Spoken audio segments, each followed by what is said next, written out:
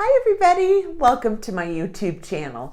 My name is Jill, otherwise known as the Enlightened Target, and this channel is devoted to narcissistic abuse awareness and recovery, parental alienation, complex post-traumatic stress disorder, and anything and everything associated with those three main topics. Today we're talking about ruminating thoughts and techniques to overcome them. First, let me explain what ruminating means. Ruminations or ruminating simply means we are thinking about the same things over and over and over. People who have been exposed to long-term narcissistic abuse have suffered a very real and substantial trauma. Ruminating thoughts are a consequence of experiencing trauma. So ruminating thoughts tend to be intrusive and all-consuming, and they are very, very hard to stop. On top of that, each time we have a thought, it fortifies a neural pathway in our brain. The more we have that same thought, the stronger and more pronounced that pathway in our brain becomes. And what ends up happening is the ruminating thoughts we're having become the strongest pathways in the brain. Therefore, they can many times become the only thoughts that we have, simply because we've had it over and over and over. And the reality is, when you are ruminating about the trauma that you've lived through, it can become the only thing that you think about, simply because you have thought it repetitively. Take it from me. I ruminated for 3 years, only I didn't know that it was a consequence of my trauma, nor did I understand they were destructive, nor did I know that I could start to replace those thoughts with different thoughts, and I would slowly start to build new pathways in my brain that would facilitate a new way of thinking. The reality is, when you are ruminating about the trauma over and over and over, you are re-traumatizing yourself each time you think about it. You can continue to traumatize yourself just by thinking about it. And God knows the last thing that victims of narcissistic abuse need. So the good news is the brain is capable of something called neuroplasticity, which means that the brain can form new connections and pathways and change how it is wired. So today I am going to give you some of my techniques that I used in order to stop my ruminating thoughts and change my brain's wiring from trauma to happiness. If you are new to my channel, I'd like to welcome you and invite you to please subscribe and hit that notification bell, because I put out new videos every week. Also, if you are interested in private one-on-one narcissistic abuse recovery coaching with me, or group coaching on Sundays, please visit my website or send me an email. Both are linked in the description below. Okay, so today I'm going to give you some simple techniques that you can use in order to help you stop ruminating and getting your mind off the trauma of the past and onto the present and future. And the first one is learning how to pick and choose your thoughts. You must learn that you have to pick and choose your thoughts every bit as much as you would your words or your actions. A lot of times people don't understand that they have a choice in the thoughts that they have, but we do. We have the power to pick and choose the thoughts we have. And although it's hard, specifically for victims of trauma, with practice, you can get very good at selecting the thoughts that you want to have and that are productive to your healing. Next, meditation and affirmations can be very effective at silencing the ruminations about the trauma. I also like the idea of thinking of a new life mantra. These things are effective tools for getting the focus off of the past, off of the thoughts associated with the narcissist, and onto the present and future and this new and exciting chapter of your life, narcissist-free.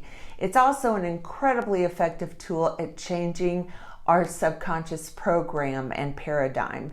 If you have been abused by a narcissist for years, then your subconscious program is likely telling you abusive and hurtful things that the narcissist pounded into your head. So we must change the program, and utilizing guided meditations, affirmations, and a new exciting life mantra can be incredibly beneficial to accomplish this. The subconscious mind does not learn the way the conscious mind learns. The subconscious learns and accepts information through repetition. So you must do these things religiously to see the results. But if you commit to it, in about 2 months, you will see a shift in the way you are treating yourself, your attitude, and your outlook on life. Another effective tool for silencing ruminating thoughts are to use grounding techniques that anchor the mind and body in the present moment. Sometimes I found it so difficult to stop ruminating, I would do something that shocked my system. So many times I would jump into a cold shower, put ice cubes in my hand, jump up and down, exercise or take a long walk, do some deep breathing exercises. All of these things can be effective at transitioning your thoughts from the past to the present. Another thing that I did that I found incredibly helpful to help stop my ruminations is making a bucket list. And I really spent some time on this. For those of you who don't know what a bucket list is, it's a list of things that you want to do or accomplish before you die. I encourage anyone who is struggling with the pain of ruminations to make a detailed bucket list, because once that's done, you can start focusing on all the things that you want to do, start making plans and daydreaming about all the amazing things that you're going to be doing. The bucket list is so effective at getting your focus off of the narcissist and onto you where it needs to be. Thinking about all the things you want to do and how you will accomplish them is incredibly productive and will help promote your healing. Next, one very simple thing I did to help me overpower my ruminations is I put a rubber band around my wrist. And each time I caught myself ruminating or thinking about anything that was not productive and helpful to my healing, I would give myself a pop. It may sound silly and rather elementary, but it's effective. So for example, when I would catch myself ruminating, I would give myself a pop and transition my focus onto my new mantra, the affirmations I had been doing, or onto my bucket list and all the amazing things that I want to do. Another very powerful and productive tool that we can use to silence ruminations and promote your healing is intentionally practicing gratitude. Now, I realize that may sound rather difficult to do, considering most of us have been terribly harmed by the narcissist. Most times we lose everything we have, everything we care about, and we have been so abused so severely that our self-esteem has been demolished. And I am including myself in that group. I lost everything I owned, my savings, my home. My only child was severely alienated from me, which nearly killed me, and my life had been destroyed. So learning to practice gratitude in those circumstances is certainly not easy. But if we want to heal, we must find ways to shift our focus from all the things that we've lost onto all of the things we have to be grateful for. And even in the worst circumstances, you can find things to be grateful for. For example, you may have to start with things like, I'm grateful I'm alive. I'm grateful I survived what was meant to kill me. I'm grateful that I have my health and my sanity. When you shift your focus and thoughts onto what you have to be grateful for, you will start to attract more things you can be grateful for. I can't stress this enough, how transitioning your thoughts and focus onto an attitude of gratitude will be for your healing. Some other amazing tools you can use to start promoting your healing is getting into yoga or exercising. Trauma can get stuck in the body, so utilizing yoga or exercising is incredibly beneficial for releasing trauma and getting it out of your body. Not to mention, it's good for the mind and the body. Being out in nature is also incredibly healing. Practicing mindfulness is so helpful. And last but not least, self-love and self-care. We must transition our concern and priorities off of the narcissist and onto ourselves where it belongs. Acts of love and kindness that you give to yourself is so important. To this day, when I wake up every morning, I say to myself, what can I do today to make Jill happy and let her know that she is loved and important?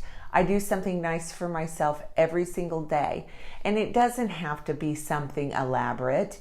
It can be simple things. Some self-care things I do is buying myself flowers or going out and picking flowers for myself. I might get myself a piece of my favorite chocolate. I'm a big fan of bubble baths with lavender, snuggling on the couch with a good book and my dog, reading poetry, cooking my favorite meal, taking a peaceful nap, going to get a facial or my nails done, journaling, leaving myself notes around the house that tell me I should be so proud and keep going, you're doing great. There are so many acts of self-care that we can do every single day that are incredibly helpful in breaking the cycle of ruminating and thinking or obsessing about the trauma. We have been through enough. The last thing we need to do is spend one more second focused on the narcissist. They stole enough of your life and happiness. Now it's your turn. It's your turn to be solely focused on yourself and what makes you happy. Many times this is the first time in our lives we have put ourselves first. So it might feel a little awkward in the beginning, but with practice, it will eventually come naturally to you and it will become a necessary part of your daily routine. Okay, that's going to do it for today's video. If you like this video, please give it a thumbs up and please subscribe to my channel. Also, follow me on Facebook and Instagram. The links are in the description below. Thanks for watching, everyone.